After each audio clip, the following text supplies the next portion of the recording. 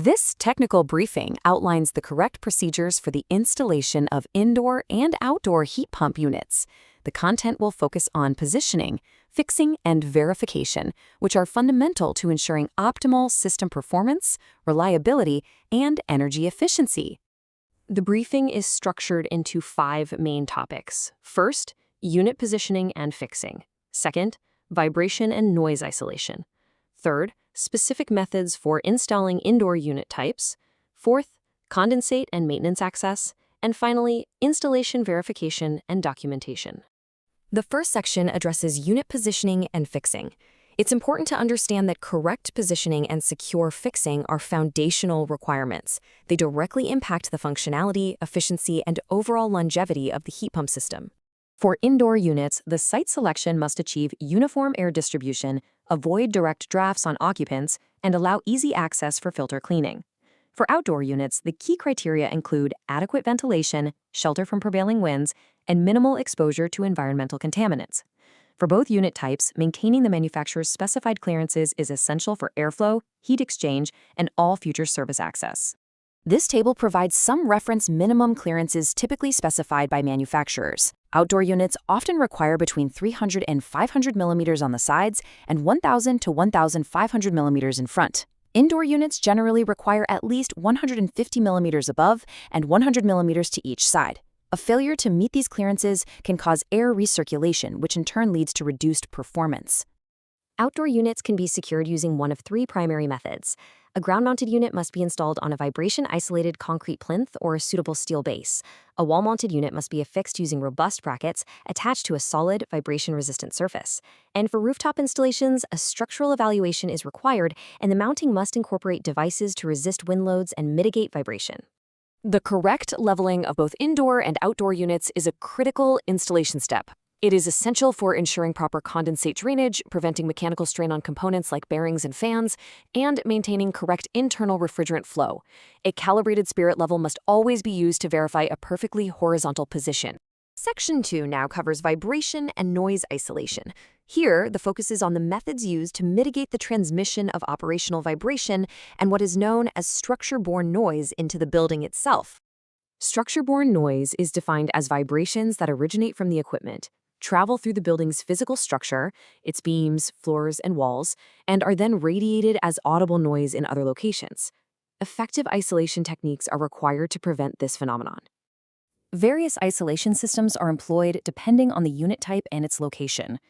For outdoor units, common solutions include anti-vibration pads, spring mounts, or neoprene isolators. Wall-mounted systems can be isolated using rubber bushings or anti-resonant plates. Rooftop units might require more substantial solutions like acoustic bases or inertia pads.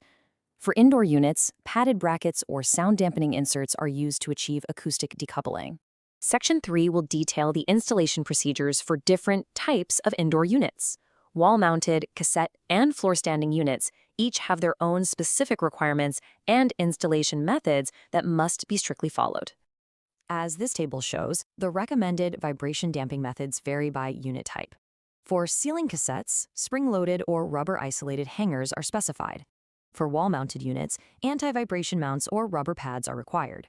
And for floor-standing units, anti-vibration mounts or resilient mounts provide the appropriate solution. For wall-mounted units, the recommended installation height is between 2.0 and 2.5 meters from the floor. They must be anchored securely into structural elements like concrete or brickwork.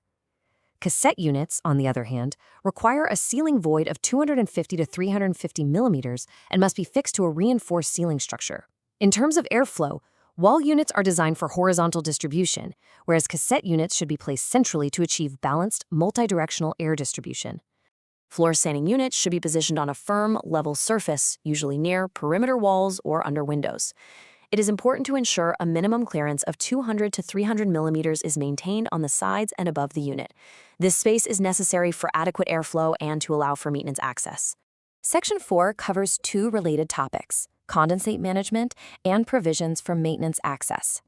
Correctly implementing these aspects is critical for the long-term reliability and serviceability of the entire system. Any gravity-fed condensate drainage pipe requires a minimum continuous downward slope of 1 to 2%. This gradient is absolutely essential to prevent water from pooling inside the pipe, which could otherwise lead to blockages and potential water damage. A condensate trap, sometimes called a siphon, must be installed downstream of the drain connection. The function of this device is to create a water seal. This seal is what prevents air and odors from the drainage system from being drawn back into the indoor unit. The trap must be designed with a minimum depth of 50 to 100 millimeters to be effective. Access must be provided for components that require regular service. These include the filters, the fans and motors, all refrigerant connections, the electrical terminal blocks, and, of course, the condensate drain pans. Planning for this access during the initial installation phase is crucial. It helps to avoid difficult and costly maintenance procedures later on. The fifth and final section addresses installation, verification, and documentation. This is a systematic process that serves as the final quality assurance step and creates a permanent record for all future servicing. Several key installation parameters must be verified against their acceptance criteria. Leveling is checked for perfect horizontal positioning using a spirit level or laser tool. Clearances are verified by direct measurement to ensure they meet the manufacturer's minimum specifications. Structural stability is confirmed through visual inspection and by performing torque checks on all fixings.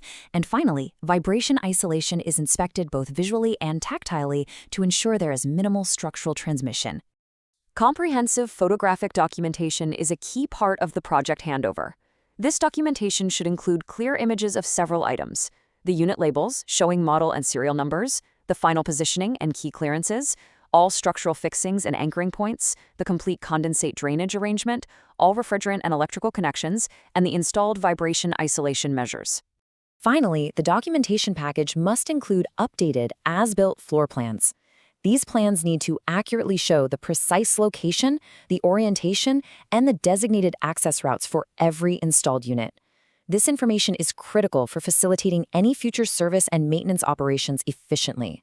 In summary, this technical briefing has detailed the correct procedures for the installation of heat pump units. The key topics covered included unit positioning and fixing, vibration and noise isolation, installation requirements for specific indoor unit types, condensate management and maintenance access, and the processes for final verification and documentation.